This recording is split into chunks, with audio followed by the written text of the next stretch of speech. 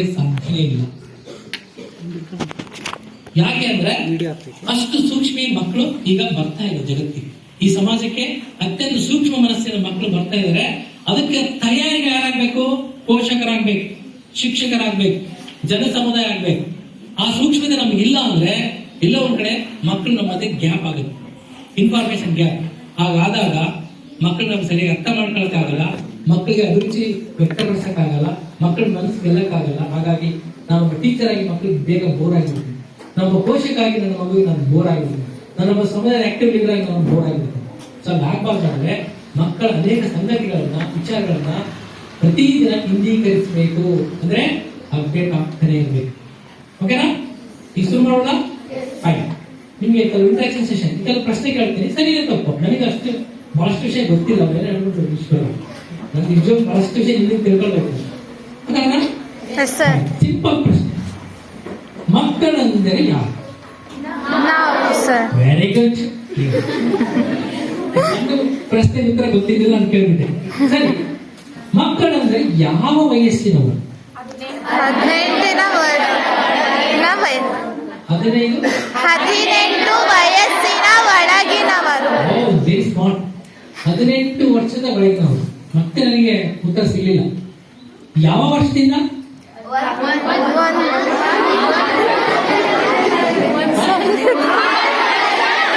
1 ವರ್ಷದಿಂದ ಹುಟ್ಟಿದಿಂದ. Very good. ಹುಟ್ಟಿದಾಗದಿಂದ 18 ವರ್ಷದ ಮಕ್ಕಳು.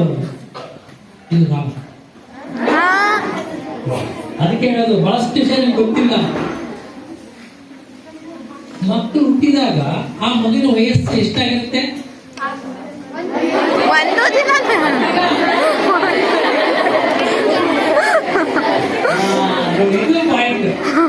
ನಮ್ಮಲ್ಲಿ ನಿಜ ಹೇಳ್ತೀನಿ, ಬಹಳಷ್ಟು ಜನ ಬುದ್ಧಿವಂತರಿಗೆ ಎಂತ ದೊಡ್ಡ ವಿಚಾರಗಳಂದ್ರೆ ಯಾರನ್ನ ಕೇಳಿದ್ರು. ನಾನು ದೊಡ್ಡ ವೇದಿಕೆ ನೋಡಿದ್ವಿ. ಅಭಿವೃದ್ಧಿ ಹೊಂದಿದ ರಾಷ್ಟ್ರದ ಲಕ್ಷಣಗಳೇನಪ್ಪಾ ಅಂದ್ರೆ ಏನ್ ಹೇಳ್ತೀರಿ? Super power country. What is the indicators? ಅಭಿವೃದ್ಧಿಶೀಲ ರಾಷ್ಟ್ರದ ಲಕ್ಷಣ ಏನು? ಏನ್ ಹೇಳ್ತೀರಿ?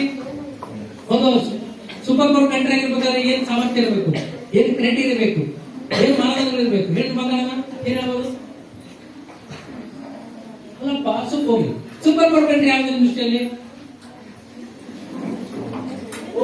ಒಬ್ರು ಇಲ್ಲ ನಿಮ್ಮಿಂದ. ಯಾವ್ದು ಸೂಪರ್ ಪವರ್ ಕಂಟ್ರಿ ವರ್ಲ್ಡ್ ಅಲ್ಲಿ? ಇಂಡಿಯಾ. ಯಾವಿಲ್ಲ? ಓಕೆ, ನೀವು ಬಹಳ ಎಲ್ಲ ದೂರ. ಫೈನ್. ಹಾಗಾದ್ರೆ ಇಂಡಿಯಾ ಅಭಿವೃದ್ಧಿ ಸೂಪರ್ ಪವರ್ ಕಂಟ್ರಿ ಅಂದ್ರೆ ಯಾವ ವಿಷಯಕ್ಕೆ ಹೇಳಿದ್ರೆ ನೀವು? ಏನ್ ಮಾಡೋದನ್ನ ಏನು? ಕ್ರಿಕೆಟ್ ಅಂತೀಯ?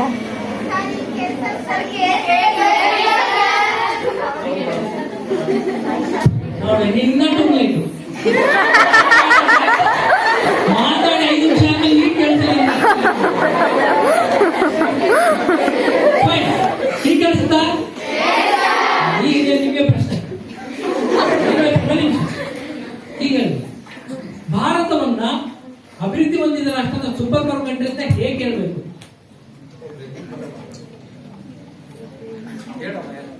ಸರಿ ತಪ್ಪ ಮಾತಾಡಿ. ಇಲ್ಲಿ ಟೀಚರ್ ಹೇಳಿದೆ ಇರ್ಬೇಕಂತ ಇಲ್ಲ, ನೀವು ನ್ಯೂಸ್ ಪೇಪರ್ ಓದಿರ್ಬೋದು. ನೋಡಿ, ಯಾವುದೇ ಒಂದು ಉತ್ತರ ಕೊಟ್ಟಿದ್ರೆ ಅದಕ್ಕೆ ಸಮರ್ಥನೆ ಇರ್ಬೇಕು, ವಾದ ಇರ್ಬೇಕು. ಹೌದಲ್ವ? ಭಾರತ ಹೆಂಗೆ ಸೂಪರ್ ಪವರ್ ಕಂಟ್ರಿ? ನಾನು ಅಮೆರಿಕ ಅಂತ ಹೇಳ್ತೀನಿ, ರಷ್ಯಾ ಅಂತ ಹೇಳ್ತೀನಿ, ಜಪಾನ್ ಅಂತ ಹೇಳ್ತೀನಿ. ಭಾರತ ಹೇಗೆ?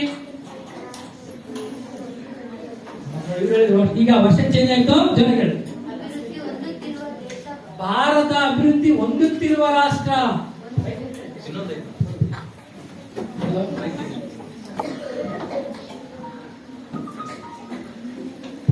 ಹಲೋ, ಕೇಳಿಸ್ತಾ ಇದೀನಾ?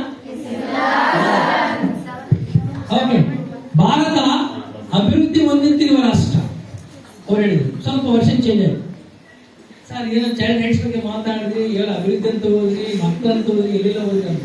ನಿಜವಾಗ್ಲು ನಾನು ಎಲ್ಲ ಮಾತಾಡ್ತಿರೋದು ಮಕ್ಕಳ ಕೇಂದ್ರೀಕೃತ ವಿಚಾರಗಳು. ಇದು ಅರ್ಥ ಆಗಿಲ್ಲ, ನನ್ಗೆ ಏನು ಅರ್ಥ ಆಗಿಲ್ಲ. ಫೈನ್. ಅವ್ರು ಹೇಳಿದ್ರು ಮಕ್ಕಳಂದ್ರೆ ಈಗ ಹೇಳಿದ್ರು ಹುಟ್ಟಿದಾಗಿಂದ ಅಂತ. ನಾನು ಮತ್ತೆ ವಾಪಸ್ ಬರ್ತೀನಿ. ಮಗು ಭೂಮಿಗೆ ಮೇಲೆ ಬರೋದಕ್ಕಿಂತ ಮುಂಚೆ ಮಗು ಎಷ್ಟು ವಯಸ್ಸಾಗಿರುತ್ತೆ? 9 ತಿಂಗಳು 10 ದಿನ ಅಥವಾ ಕೆಲಸ 8 ತಿಂಗಳು ಸಮಥಿಂಗ್. ಆ 8 ತಿಂಗಳಲ್ಲಿ ಆ ಮಗುಗೆ ಜೀವ ಇತ್ತಂದ್ರೆ ಮಾಡ್ಬಿಟ್ಟಿವಲ್ಲ ನಾವು, ಹೌದಾನೆ? ನೋಡಿ ಈಗ ಸಬ್ಜೆಕ್ಟ್ ಬಂದ್ರೆ ನಾವು ಮಗು ಅಂತ ಯಾವಾಗ ಕರಿತೀವಿ ಅಂದ್ರೆ ದಟ್ ಈಸ್ ಕಾಲ್ಡ್ 0 ಏಜ್. ಏನದು 0 ಏಜ್. ಮಕ್ಕಳ ವಯಸ್ಸು ಯಾವ ವಯಸ್ಸಿನ ಮಕ್ಕಳು ಅಂದ್ರೆ ನೀವೇನ್ ಹೇಳ್ಬೇಕು? 0 ಇಂದ 18 ವರ್ಷದ ಒಳಗಿನವರು ಅಂತ ಹೇಳ್ಬೇಕು. ಎಲ್ಲಿಂದ? 0 ಇಂದ 18 ವರ್ಷದ ಒಳಗಿನ ಮಕ್ಕಳು. ಯಾವತ್ತಿಗೆ ನೋಡಿರ್ತಾರೆ 0 1ರಿಂದ ಅಲ್ಲ, 6ರಿಂದ 14 ಅಲ್ಲ, ಅಥವಾ ಹುಟ್ಟಿನಿಂದ 18 ಅಲ್ಲ, 0 ಇಂದ 18. 0 ಎಲ್ಲಿ ಅಂದ್ರೆ ತಾಯಿಯ ಗರ್ಭಾವಸ್ಥೆಯಲ್ಲಿ ಮಕ್ಕಳು 0 ಏಜ್ ಅಲ್ಲಿ ಬೆಳಿತಾರಲ್ಲ, ದಟ್ ಇಸ್ ಕಾಲ್ಡ್ 0 ಏಜ್. ಆ ಒಂದು ಭ್ರೂಣಕ್ಕೆ ಜೀವ ಇರೋದಕ್ಕೋಸ್ಕರ ನಾವೇನ್ ಹೇಳ್ತೀವಿ, ಸತ್ತೋದ್ರೆ ಭ್ರೂಣ ಹತ್ಯೆ ಅಂತ ಹೇಳ್ತೀವಿ.